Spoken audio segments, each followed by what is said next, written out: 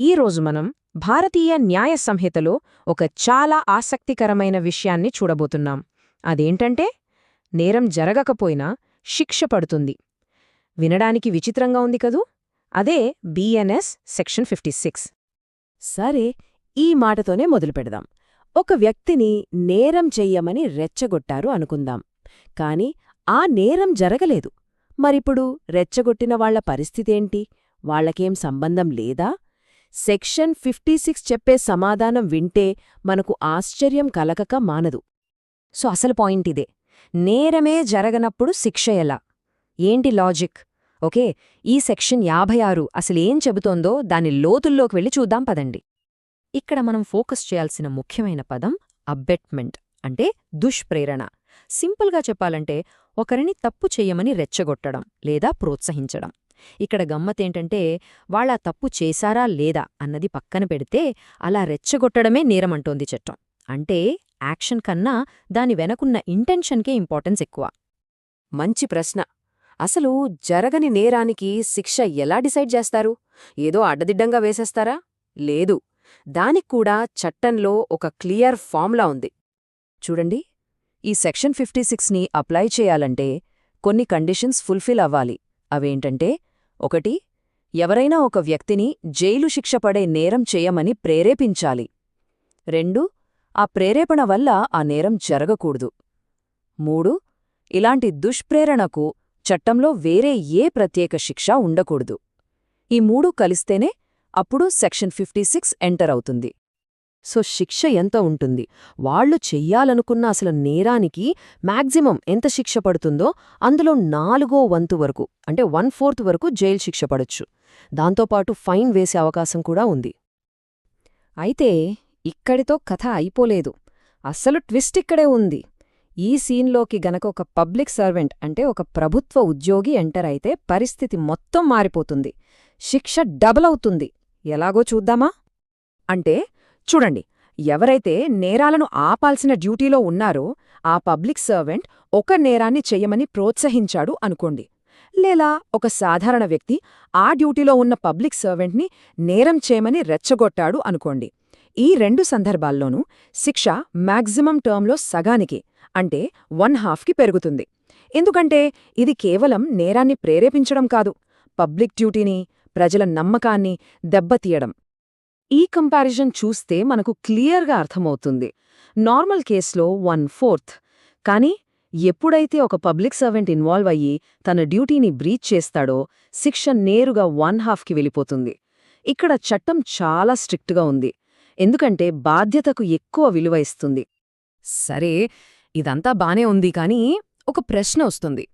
Plan fail అయినప్పుడు, అంటే అసలు నష్టం జరగనప్పుడు ఇంత సీరియస్గా ఎందుకు తీసుకోవాలి? ఇంత శిక్ష ఎందుకు? దీని వెనకున్న లీగల్ లాజిక్ ఏంటి? అది ఒకే ఒక్క పాయింట్ మీద ఫోకస్ చేస్తుంది. అదేంటంటే ఫెయిల్యూర్ అనేది ఇంటెన్షన్ని చెరిపేయలేదు. చట్టం చాలా క్లియర్గా చెప్తోంది.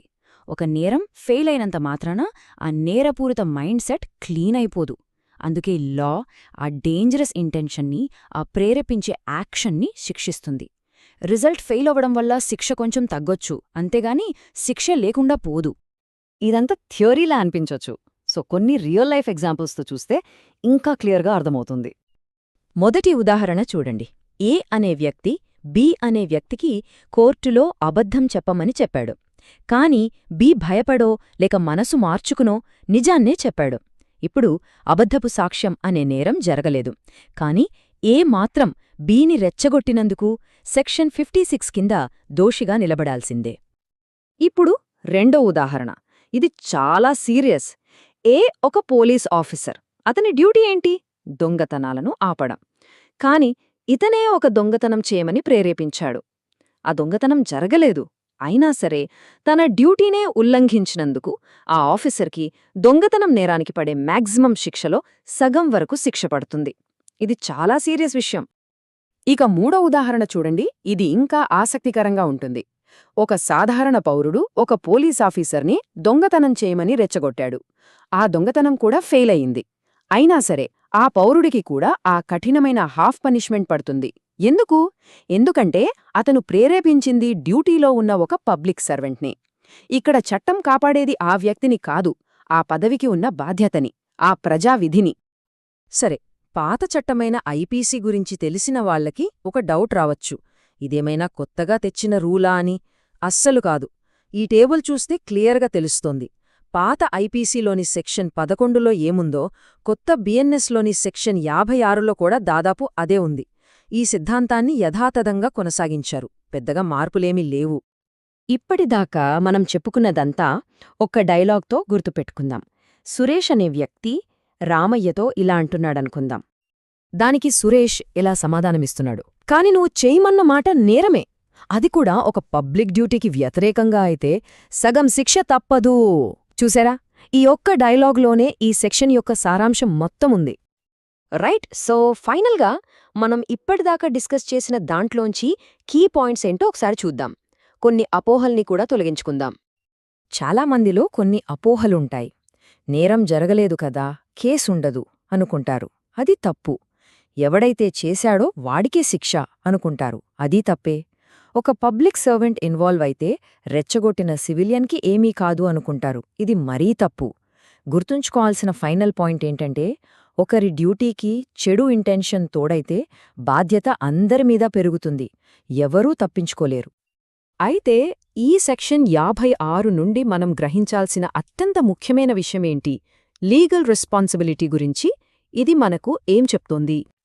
చివరికి మనం ఈ ఒక్క మాటతో ముగిద్దాం. రామయ్య, నేరమనే పంట పండకపోయినా ఆ పంట కోసం నువ్వు వేసిన విత్తనం కూడా నేరమే. లా ప్రకారం ఆ చెడు ఆలోచన అనే విత్తనాన్ని నాటడమే ఒక నేరం. ఆ విత్తనం మొలకెత్తిందా లేదా అన్నది రెండవ పక్షం. ఉద్దేశమే ఇక్కడ కీలకం, ఫలితం కాదు.